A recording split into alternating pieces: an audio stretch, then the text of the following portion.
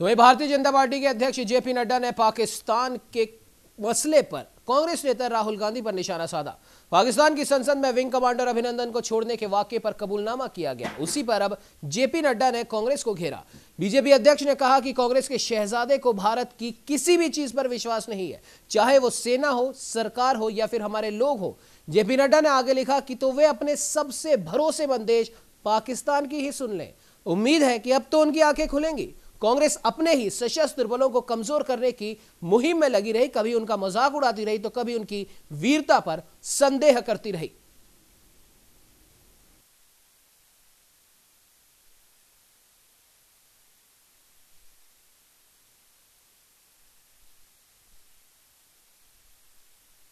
नंदन की क्या बात करते हैं। मुझे याद है शाह महमूद कुरैशी साहब उस मीटिंग में थे जिसमें प्राइम मिनिस्टर साहब ने आने से इनकार कर दिया और चीफ ऑफ आर्मी स्टाफ तशरीफ लाए।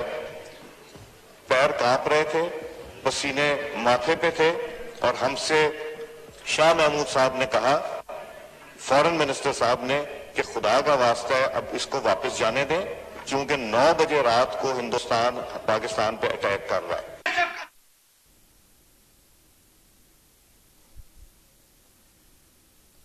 तो वहीं आपको बता दें कि पाकिस्तान के मंत्री के द्वारा, पूर्व मंत्री के द्वारा अभिनंदन वर्धमान की रिहाई पर जो बयान दिया गया पाकिस्तान की संसद में, उसके बाद में बीजेपी लगातार कांग्रेस पर और राहुल गांधी पर खास तौर पर हमलावर हो रही है, क्योंकि उस समय भी कहा गया था कि भारत की सरकार अपने सैन्य कर्मियों पर ज्यादा ध्यान नहीं दे रही है। लगातार कई तंज कसे गए थे केंद्र सरकार पर, और उसी का आज जब यह खुलासा हुआ है तब जेपी नड्डा ने, जो कि बीजेपी के राष्ट्रीय अध्यक्ष है, उन्होंने राहुल गांधी पर तगड़ा हमला किया है। उन्होंने ये कहा है कि अब तो राहुल गांधी को समझ जाना चाहिए कि भारत की सरकार कितनी गंभीर है खुद अपने देश पर, अपने देश के सैनिकों पर, और अब तो राहुल गांधी को समझ जाना चाहिए कि उनके भरोसेमंद देश पर उनको भी भरोसा करना चाहिए, और अगर वो ऐसा नहीं कर सकते तो वो पाकिस्तान पर ही भरोसा कर लें। और साथ ही साथ उन्होंने कांग्रेस पर भी तंज कसा है कि कांग्रेस और उसके नेता हमेशा केंद्र सरकार को घेरते आए हैं, तंज कसते आए हैं, उनकी पॉलिसीज पर, उनके सैनिकों के ऊपर किए गए भरोसे पर और एयर स्ट्राइक पर। सभी बातों का जवाब आज जेपी नड्डा ने दिया। और इस पर बात करने के लिए हमारे साथ रक्षा विशेषज्ञ संजीव श्रीवास्तव जी जुड़ चुके हैं। संजीव जी, बहुत बहुत स्वागत है न्यूज इंडिया में। जी धन्यवाद। संजीव जी, जिस प्रकार से कल पाकिस्तान के पूर्व मंत्री द्वारा खुलासा किया गया है अभिनंदन वर्धमान की रिहाई के वाकये पर, क्या कहना चाहेंगे? क्या अब जो बीजेपी अब कर रही है, बीजेपी के राष्ट्रीय अध्यक्ष जेपी नड्डा जो घेर रहे हैं राहुल गांधी को, कांग्रेस को, कितना सही लगता है आपको? क्योंकि उस समय कांग्रेस ने बीजेपी को घेरा था, लेकिन इस खुलासे के बाद में क्या आपको नहीं लगता कि अब हर भारतवासी को गर्व होना चाहिए भारत की हर उस नीति पर जो वो अपने देश के लिए, अपने सैनिकों के लिए लेती है? जी निसंदेह प्रति जो नीति है उसमें आमूल चूल परिवर्तन आया है जी। पाकिस्तान के ऊपर भारत का जो दबाव है बहुत ही ज्यादा है, और ये जो बात है, ये जो बात है ये बिल्कुल स्पष्ट हो जाती है जिस तरीके से संसद के, पाकिस्तान की संसद में एक नेता के द्वारा बयान दिया गया, और उन्होंने स्पष्ट रूप से कहा कि जनरल बाजवा के पैर कांप रहे थे, और वो और शाह महमूद कुरैशी और वो अन्य लोग भी थे, और साथ ही साथ ये भी कहा, रिक्वेस्ट की गई कि तुरंत अभिनंदन को रिहा करो, नहीं तो भारत हमला करने वाला है। तो ये जो भारत का रुख है पाकिस्तान के प्रति और आतंकवाद के प्रति, वो बिल्कुल ऐसा है कि जिसमें कि जैसी विश्व की महाशक्तियां बर्ताव करती हैं उसी तरीके से भारत का भी बर्ताव है। भारत की पाकिस्तान के प्रति और पाकिस्तान प्रायोजित आतंकवाद के प्रति जो नीति है वो जीरो टॉलरेंस की है। भारत अब किसी भी तरह की आतंकवादी घटना को बर्दाश्त नहीं करता है, और भारत आतंकवाद के खिलाफ वैसे ही कार्रवाई करता है जैसे विश्व की महाशक्तियां करती हैं। वही कांग्रेस पार्टी की, जहां मैं बात करूंगा कि 26/11 का इतना बड़ा हमला मुंबई में हुआ, और उसके बाद भी उस समय की सरकार ने किसी भी तरह की कोई कार्रवाई नहीं की। और मुझे लगता है कि इसी तरह की कमजोरियों की वजह से ही पाकिस्तान ने उसके बाद भी लगातार बम ब्लास्ट और तरह तरह की आतंकवादी घटनाएं कराई। तो मुझे लगता है कि वर्तमान जो सरकार है, एक जो नया भारत है और नए भारत की की सरकार है, वो आतंकवाद के प्रति जीरो टॉलरेंस की पॉलिसी रखती है, और इससे पाकिस्तान बेहद दबाव में रहता है। और जिस तरीके से भारत ने बालाकोट की स्ट्राइक की और पाकिस्तान ने उसको रिटेलिएट करने की कोशिश की, उसके बाद भी मैं आपको स्पष्ट रूप से कह सकता हूं कि यदि अभिनंदन को रिहा नहीं किया गया होता तो निसंदेह भारत की तरफ से और भी बड़ी कार्रवाई हो सकती थी। लेकिन संजीव जी माफ कीजिएगा, आपको मैं बीच में रोक रहा हूं। यहाँ पर एक सवाल यहाँ पर यह उठता है कि क्या बार बार केंद्र सरकार की नीतियों पर, केंद्र सरकार जो भी काम करती है अपने देश के लिए, हम यहाँ पर खास तौर से बीजेपी और कांग्रेस की बात बिल्कुल नहीं करेंगे, हम भारत की सरकार की बात करेंगे। और सबसे बड़ी बात यहां पर यह है संजीव जी कि जब जब इस प्रकार के घटनाक्रम घटित हुए, भले वो एयर स्ट्राइक हो, बालाकोट वाली स्ट्राइक हो, अभिनंदन वर्धमान का वाकया हो, या फिर सेना के लिए लाए जाने वाले हथियार हो, या फिर विमान हो, तमाम उन चीजों पर प्रश्न उठाया गया और धीरे धीरे करके उन सभी बातों का बिना जवाब देते हुए जवाब भी दे दिया गया। ये एक बहुत महत्वपूर्ण चीज है। और क्या अब तो कम से कम विपक्ष को, न सिर्फ कांग्रेस बल्कि संपूर्ण विपक्ष को अब तो समझ जाना चाहिए कि कहीं ना कहीं हम एक मजबूती की ओर आगे बढ़ रहे हैं। जी, आपने बिल्कुल सही कहा, मैं आपसे पूरी तरह से सहमत हूं कि भारत सरकार ने अपनी जो दृढ़ प्रतिज्ञ नीतियों की वजह से और स्टेप्स जो लिए हैं उसके प्रक्रिया में, उसकी वजह से विपक्ष को अपनी भारत सरकार के एक्शंस के द्वारा ही विपक्ष को जवाब मिल गया है।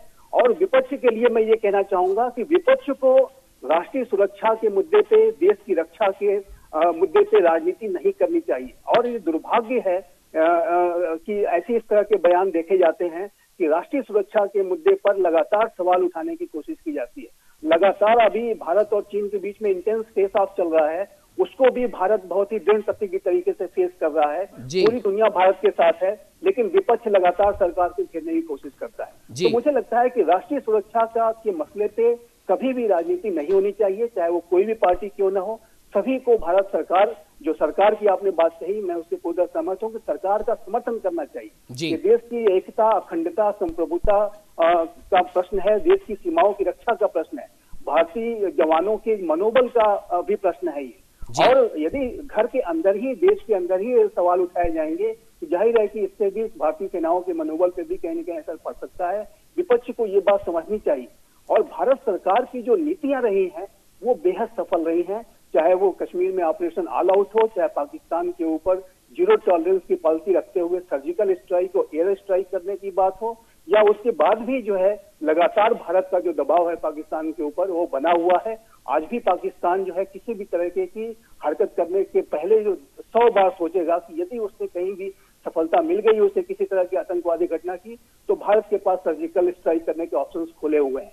जी बिल्कुल बिल्कुल। संजीव जी माफ कीजिएगा, बीच में आपको मैं रोक रहा हूं। हमारे साथ में विनोद सिंह जी जुड़ चुके हैं, कांग्रेस प्रवक्ता है। विनोद जी बहुत बहुत स्वागत है न्यूज इंडिया में। जी धन्यवाद।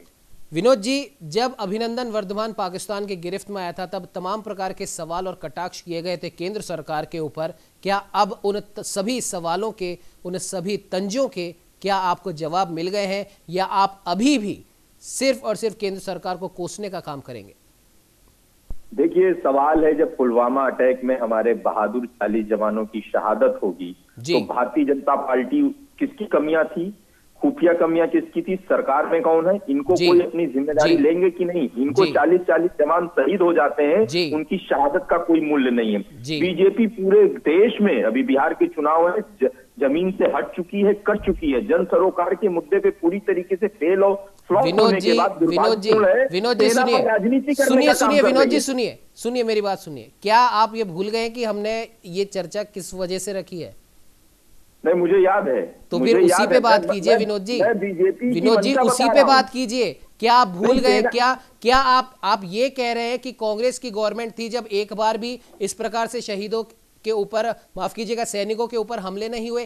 क्या आप ये बोल रहे हैं कि जब कांग्रेस की सरकार थी तब देश में कहीं पर भी आतंकवादी हमले नहीं हुए?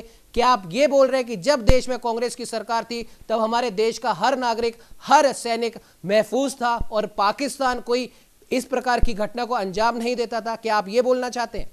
अरे उमंग जी, भाजपा वालों की बुद्धि घुटने में है कि कहां है? विनोद जी मेरे सवालों का जवाब दीजिए ना।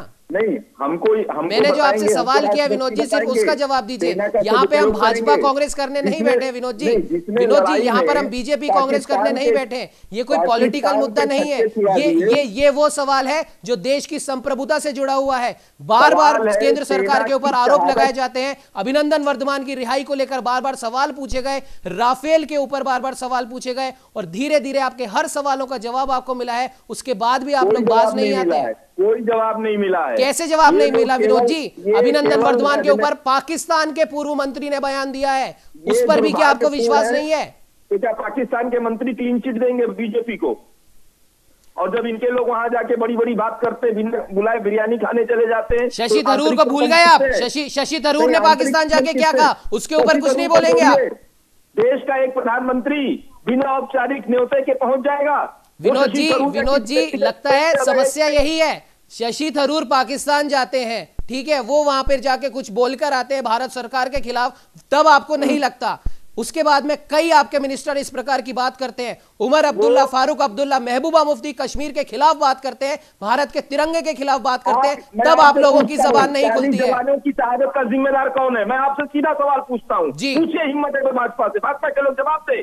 को इधर उधर ना, 40 जवानों की शहादत का जिम्मेदार कौन है? वो जिम्मेदारी किसको तय होगी? कैसी बात करते हैं? गोल गोल घुमाने से कैसे चलेगा? विनोद जी, गोल गोल तो आप घुमा रहे, गोल गोल आप घुमा रहे। 40 जवानों की शहादत का बदला लिया गया है, क्या आप ये भूल गए? क्या बदला लिया गया? आपको नहीं पता? नहीं, क्या बदला लिया गया? आप बताइए, क्या आपको नहीं पता? देश के हर बच्चे को पता है, क्या आपको नहीं पता?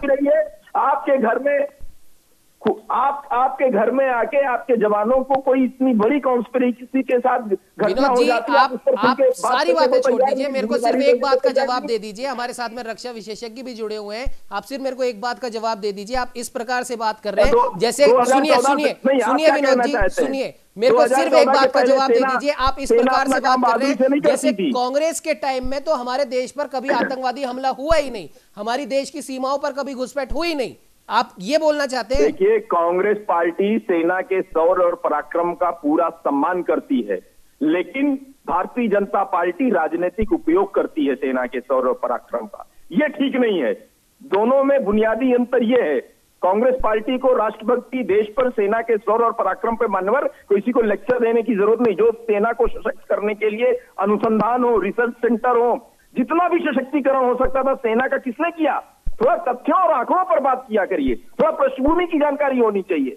ये लोग जिनमें इतनी हैसियत, हिम्मत नहीं है कि 40-40 जवानों की शहादत पर अपनी कमी, अपनी नाकामी को स्वीकार करें, वो इधर उधर केवल राजनीतिक फायदे के लिए सेना के लगता है विनोद जी, आंकड़ों की आपने बात करी है, आंकड़े शायद आपको नहीं पता है। संजीव जी हमारे साथ लगातार बने हुए। संजीव जी, समय इजाजत नहीं देता है, फिर भी एक आखिरी सवाल मैं आपसे करना चाहूंगा। विनोद जी जिस प्रकार से आरोप लगा रहे हैं, 40 जवानों की शहादत की बात कर रहे हैं, लेकिन ये भूल गए उन्हीं 40 जवानों की शहादत का बदला लिया जा चुका है। आंकड़ों की ये बात करते हैं, आंकड़े शायद इनके पास नहीं है। संजीव जी क्या कहना चाहेंगे? उमंग जी, सिर्फ एक सवाल का जवाब मैं चाहता हूं अपने जो पैनलिस्ट हैं कि 26/11 मुंबई के हमले का जिम्मेदार कौन है जी? इसकी जिम्मेदारी क्या कांग्रेस पार्टी लेगी जी? क्या 166 हमारे जो लोग मारे गए थे उनकी जिम्मेदारी लेगी कांग्रेस पार्टी? क्या कांग्रेस पार्टी की यही नीतियां है कि देश की राष्ट्रीय सुरक्षा के ऊपर राजनीति करेगी? राष्ट्रीय सुरक्षा के विषयों का राजनीतिकरण नहीं होना चाहिए। आप राजनीति करते हैं कि राष्ट्रीय सुरक्षा के मुद्दे पे कभी भी राजनीति नहीं होनी चाहिए, लेकिन अनफॉर्चुनेटली आपके राजनीतिकरण किया जा रहा है। आपके पास इसके अलावा चलिए संजीव जी, उसके बावजूद भी लगातार जो है इसके ऊपर सवाल उठाए जा रहे हैं। बिल्कुल ये राजनीतिकरण विपक्ष के द्वारा नहीं किया जाना चाहिए। जी बिल्कुल संजीव जी, आपने बिल्कुल सही कहा, लेकिन ऐसा लगता है कि विनोद जी, पूरी की पूरी कांग्रेस पार्टी, राहुल गांधी, तमाम लोग 26/11 को भूल जाते हैं। उन्हें याद रहता है तो सिर्फ और सिर्फ हमारे देश के वो 40 जवान जिनकी शहादत का बदला भी लिया जा चुका है, लेकिन 26/11 पर इनके मुंह से कुछ निकलता नहीं है। खैर, समय इजाजत नहीं देता है। आप दोनों ही मेहमान हमारे साथ में जुड़े, उसके लिए आप लोगों का बहुत बहुत धन्यवाद।